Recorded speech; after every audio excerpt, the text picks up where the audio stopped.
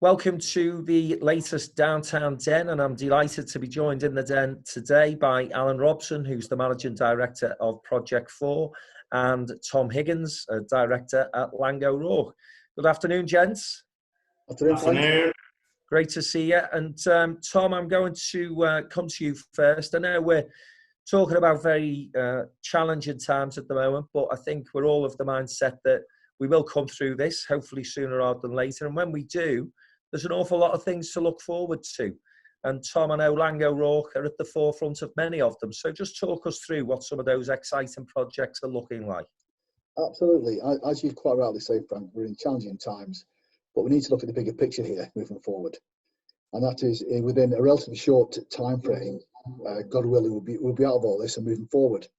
And looking at the Liverpool landscape, there's some really fantastic things happening out there and some really exciting times to look forward to in Liverpool. From the Laing O'Rourke perspective, we are dealing with delivering three of the most iconic schemes that Liverpool's seen. So the Clatterbridge Hospital, Cancer Hospital, that'll be finished within a relatively short time frame, a couple of months' time, and that's going to deliver state-of-the-art, world-class facilities to people in Liverpool and beyond. And that's a fantastic achievement for everybody involved in that scheme. Not just Laing O'Rourke, but I'm talking about the consultants, I'm talking about the Clatterbridge Trust, everybody involved in that scheme. And that's a fantastic asset for Liverpool. And it's right beside Knowledge Quarter. You know, it ties back into Knowledge Quarter, and Knowledge Quarter is a fantastic asset for Liverpool as well. We can't lose sight of that. Allied to that is the Royal Liverpool, where we have stepped in to deliver the Royal Liverpool on the back of the unfortunate demise of Carillion, which everyone's well aware of. And Royal Liverpool has got its challenges, but we're working through those, and we'll deliver the hospital, and that again will be a world-class facility for Liverpool. And it's physically linked to Clatterbridge, which means it's physically linked to Knowledge Quarter. So what it tells you is the Knowledge Quarter in Liverpool is going to be such a brilliant facility for Liverpool. And we need to make sure that Liverpool maximise that opportunity. You know, not only Northwest, but way beyond that, because it's a bigger opportunity than just Northwest. And then moving forward, Frank, close to your heart, I would think, is the Everton scheme. We've been appointed as the construction partner for Everton, which is we're really pleased about. It's fantastic, and it's as a United fan, it's a good colour to deal with rather than the Liverpool red side. But, moving on. Look, Everton is a fantastic scheme, not just because it's an iconic sports stadium, and I love working on sports stadia. It's my favourite sector to work on.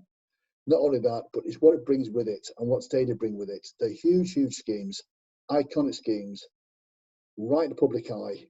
The press love them. The worldwide press love them, not just their national press. Everyone's looking to see what's happening. And what it gives you is a fantastic opportunity to regenerate on the back of that. I mean, looking at the location of the Everton Stadium, the regeneration that involved that stadium is just unsurpassed.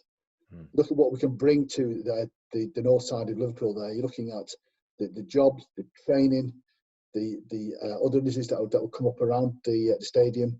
You know, it's just, if you look back 5 years ago, that's unforeseen. So what Liverpool needs to do now is to get right behind the Everton scheme and drive that forward and maximise the opportunities that brings to Liverpool. Forget whether you're Tranmere Rovers, Liverpool, Everton. It's much bigger than all that. This is about Liverpool, the city. This is about the regeneration of Liverpool. And I can guarantee you, and I tell you now, that Laing O'Rourke will do all we can to make sure that we deliver more than just a world-class stadium. That's great to hear, and a really positive message there, Tom. And music to your ears, Alan, I know, and putting the football colours aside equally, I know that you've been very supportive of the Everton Stadium development because, as Tom says, it's a catalyst for so much more regeneration in that part of Liverpool, which, let's face it, has been left derelict for far too long now. Absolutely, yeah. I mean, we're already starting to see the benefits and the opportunity for not just businesses like ourselves, but also, you know, every sector and every industry. You know, it's certainly going to act as a catalyst for Liverpool Waters and Wirral Waters, and I think we're already seeing an uplift on the opportunities that are happening there, and I think it's certainly going to play a key part in getting Liverpool Waters properly off the ground. Mm. And in terms of the schemes, the other schemes that Tom touched upon, but that Knowledge Quarter development that's taking place, again, I always think, as Tom says, there's almost an international focus when new football stadium are being built, because the game is such a massive product, and particularly, you know, the UK, or the English Premier League, I should say. But that Knowledge Quarter development, that absolutely smashes anything else that's going on, from what I can see, in any region at this moment in time. So again, if you look at what's happening at the North Dock, what's happening at Knowledge Quarter, and then obviously the other developments that are taking place in a more piecemeal way, I suppose it would be fair to say, in the rest of the city, Liverpool's in a really buoyant place at the moment, isn't it? Yeah, absolutely. And I think what's important as well is the quality of the construction work and the design that's coming out of the Knowledge Quarter. You know, too often have we seen, you know, not so desirable developers being endorsed by the city, if I'm allowed to say that on air. And we're seeing really quality construction work being done up at the Knowledge Quarter, and no doubt it'll be the same down at Everton with Laing O'Rourke. So it's really good to see that calibre, tier ones, you know, really high-end end users coming into the city and moving away from these shoddy developers that we could probably sit here and talk about all afternoon. So I think it's a massive positive with Everton, the Knowledge Quarter, even the cruise terminal, dare I say it, once that gets moving. So there's some really big catalyst projects that are about to happen, and they will happen. So yeah, no, it's really positive. Alan, as you say, that the quality of developments is absolutely fundamental to the success of the city. For too long, the quality has been lacking, if I can say that. Absolutely. And what people need to understand is, when you do these major developments, major construction projects, not just for 10 or 15 years, these are for 50, 60 years. And you need to make the right decision on your quality from day one, otherwise you literally regret it.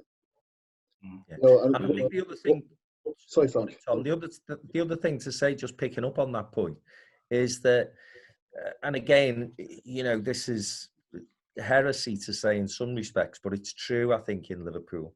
We do suffer from a reputation of not necessarily always picking the right developer for these major schemes. And therefore, you know, it's great for me to see Bruntwood, for example, getting involved in the Knowledge Quarter developments. Morgan Sindel, Kia are involved now in the Liverpool City region. You guys are involved. You know, these are basically companies with a track record of delivery. And for me, Tom, at this moment in time, that is vitally important. We know that these schemes are going to get delivered. I think, Frank, you've got to give Liverpool some credit, and Liverpool must credit itself here, because for too long, I think Liverpool hasn't delivered what it can deliver. And you're obviously getting something right, or Liverpool's getting something right, because you're actually attracting companies the calibre of Bruntwood, of Morgan Sindel, of Kia, of Laing O'Rourke, who want to come into Liverpool for the right reasons and make a difference. And there's obviously something that's changed in the economic environment for people to be attracted to come to Liverpool and deliver these major schemes. And that, again, will be music to your ears, Alan, because it's something you've been calling for ever since you started working with Downtown, which is about 15, 16 years ago now. Doesn't look old enough. He was only 7 when he did. I'll take that. Filter on my Zoom. Yeah, absolutely.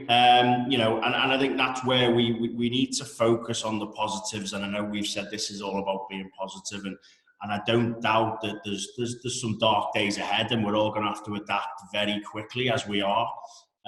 You know, because we agree a plan one day and it changes the next at the minute. So we're adapting, but we're also, you know, focused on what, you know, if we can get through the next few weeks and months. I think Liverpool's in a great position. It's had its issues with the developers I've already mentioned, but I think if you piece together all these sorts of high level projects, not necessarily high value, but really instrumental projects that will just add greater value to the city and the offering. Yeah, it's and the view is to focus on that, and Yeah, I think you're right, Alan. It's not necessarily the value of the scheme; it's the strategic importance of the scheme. Absolutely. And what I see is that, looking across the city, that strategically these schemes have been developed in areas of the city where it makes a difference. So again, back to Knowledge Quarter. I keep talking about Knowledge Quarter. It's massively important. So your Knowledge Quarter, its acreage is huge. Yeah. So it covers a huge acreage of the city. And so delivering quality developments, all working together, is going to make a huge fundamental difference to the economic health of the city for years to come. Yeah. Go to Everton, and we had Liverpool One, which I was involved with a number of years ago. Liverpool One transformed the city. It opened up the pathway from Lime Street through to the waterfront, and that's made a huge difference. Now we're going north to the Everton Stadium, and that will open up another pathway, which will make a huge difference. And you won't see a difference the first 3 or 4 years. You see a difference over 10 years. Yeah. And people have to prepare to invest in that. Well, and it's the spin-offs from there as well. You look at what Everton Stadium in itself, fantastic. It'd be great to be a part of it, but it's the hotels, the residential, the infrastructure projects. It's endless. Yeah. I just wanted to ask you, chaps, because obviously, we talk about the immediate issues that the industry faces, and rightly so, and we're hoping and expecting that our regional and national politicians will continue to react to the issues that are being generated almost on a daily basis. But if we take the points that both you guys are making, is, let's look beyond where we are now. Let's make sure that we hit the ground running when we come through this crisis. Are there things that strategically we need to be talking to our decision makers about right now? Are there ways in which we can start to do some of that longer term planning, do you think, Tom? Well, if you're looking for positives out of the current situation that we're in, that's exactly one of them, Frank, because people now have got time to look strategically at where we're going and to make strategic decisions based upon the best information available, rather than being forced down the road of making quick, knee-jerk responses. And if we sit back and say, right, okay, where are we going to be in 6 months' time? Where are we going to be in 12 months' time? What does that mean in 3 or 4 years' time? They're the sort of discussions you should be having now. So, we're looking at Clatterbridge and Liverpool, and those projects, they're all resourced up, and that's fine. We know exactly what we're doing there. But when those jobs come live and they go across to the trust know what they're doing. Have the city council got involved with the trusts? Do they know what it means to city council? Do they know how that can actually benefit the Knowledge Quarter? Have those teacher discussions taken place? I don't know, and maybe they have. When you look at Everton, obviously it's in for planning now, and we can't influence the planners, which I'd like to. But you look at so listen to me, planners. It's a great opportunity for Liverpool. They should really sign it off and make it come through as quickly as possible. Yeah. But in reality, that's what should be happening, because this is bigger than a football stadium. So what people should be doing now is looking at what is the benefit of Everton Stadium. Where are the hotels? Where are the residential? How does it impact on what appeal to do the waterfront? And have those joint discussions now, rather than waiting for the stadium to finish in 3 or 4 years' time, and then having discussions. Why don't you have discussions now and get things moving in parallel? Get things moving and make the best use of resources that are there. Yeah, great point, Alan. I mean, like I said before, I think that there's going to be some short-term pain. I think there's been some knee-jerk reactions. We've seen some clients who've suspended retainers, but the majority of our clients have all said, "Crack on, do what you can, keep these jobs going." We've even got one particular client, quite a big client in Liverpool, who said, "Actually, you should be able to get stage 2 design done a lot quicker now because there's nothing else going on." So I took a lot of confidence and quite a bit of comfort last week and this week from clients who are saying, it's business as usual as best it can be. Yeah. And we're as busy as we have been. So I do think that'll tail off. Our ultimate aim is to retain the team we've got.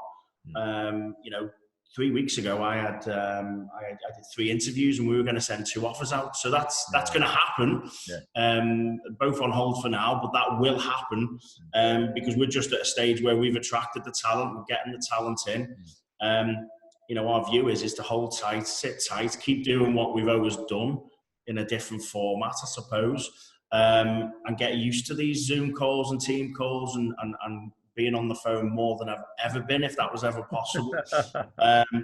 But it's getting through these and adapting. It will take time, but I think, one thing's for sure is we're all in the same boat. We've all got businesses to look after. We've all got mouths to feed. So, whilst following the government guidelines, for us, it's crack on and business as best it can be. And I think the other thing, Tom, in terms of that longer term planning, Tom, and you talk particularly about the Everton Stadium issue. I mean, it is in for planning, you're right. My instinct tells me that the City Council are going to pass that application because it makes economic sense. It's a very viable scheme. It takes into account the dereliction, as I say, that North Liverpool has suffered for many years now. But, Everton and the community have obviously been great in the past at engaging with the community.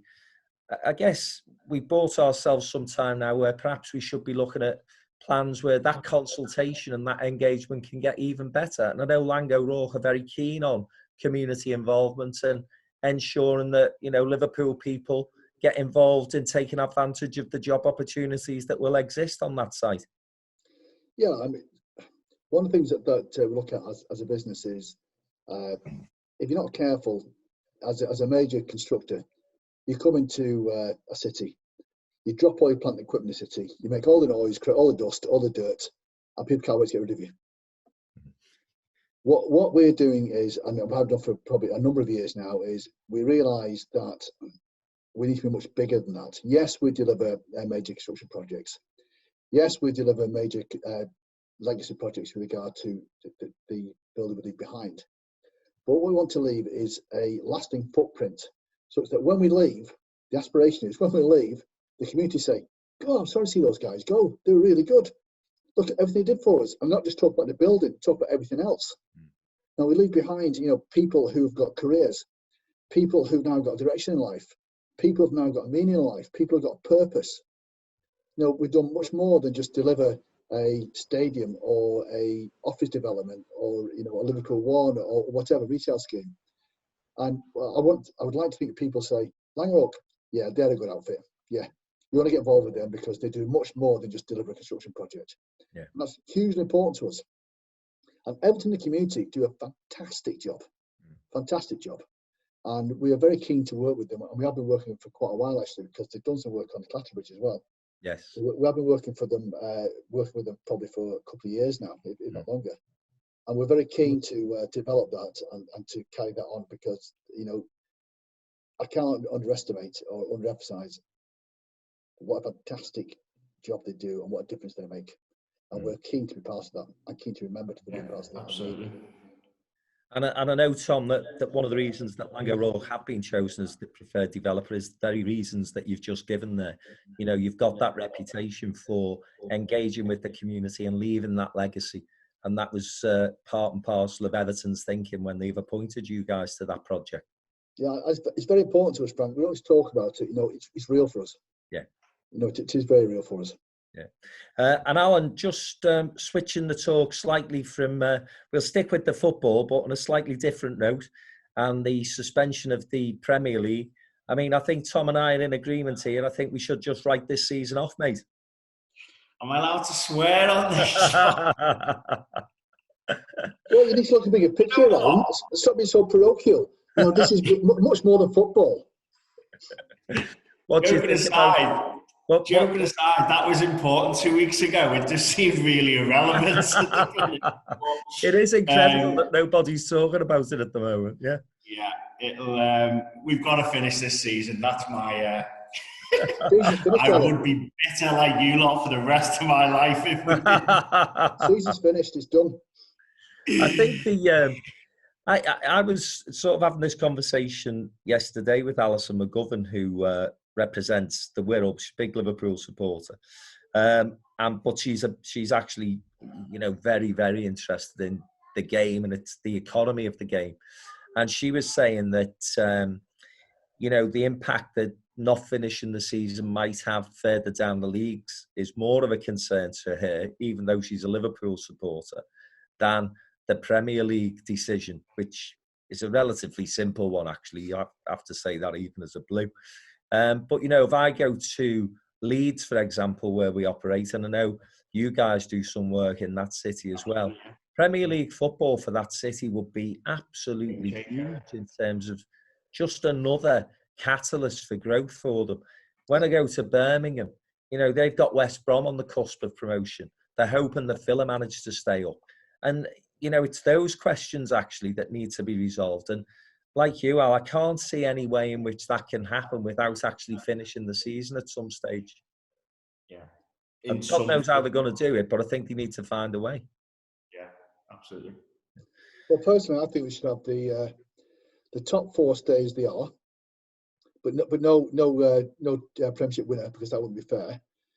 I think Liverpool, City are out of the Champions League anyway, so United come up from fifth to get the Champions League place. And there should be no relegation, no promotion. I think that's fair. I think that's a very Manchester United way of looking at things, Tom, and I admire your cheek. As an Evertonian, you know, we're sort of mid-table, haven't got a dog in the fight other than stopping Liverpool from getting a prize that clearly they were going to win. But as I say, I think on the wider front, I do look further down the leagues, and I think we need to do something about that. Today, the Olympics have been cancelled. No surprise there. The Euros are off as well. Alan, you rightly say that, you know, football at this moment in time seems to be a bit of a side issue. Nonetheless, I think going back to normality, which we will hopefully sooner rather than later, sport plays such a huge part in all our lives. And Tom, no more so than you in delivering that iconic stadium that you're going to deliver, mate. We will deliver it. We'll deliver it in style as well. You'll be very proud of it. Yeah, I'm looking forward to that. Alan, final word to you. Project 4, you've given us a sort of flavour of how you're handling the challenge at the moment, and great to hear that those growth plans that you've got in place are going to continue. Yeah, good on. Yeah, I mean, it's just, you know, we're here, we're carrying on. I think for us, or for me personally, with my old business is, you know, one of the game changers of that business was Older Hay, which coincidentally was also delivered with Laing O'Rourke, and that changed and moved our business into another level. So just the projects we've talked about here, and you know, we're involved in some of them in the city, we're involved in some big jobs in Manchester and London as well. So I think we need to take the positives, we need to focus on them, and just, you know, together get through the next couple of weeks and months. Lovely. Chaps, it's been great speaking to you. Nice to hear so much positivity. I'm going to put Tom's proposal for the Premier League to the chief executive when I speak to him next, because I think that's a plan worth considering. And listen, guys, stay safe, and I'll speak to you again very soon. Yeah, take care, Frank. Take care, Alan. Cheers, guys. Cheers, thanks. Cheers.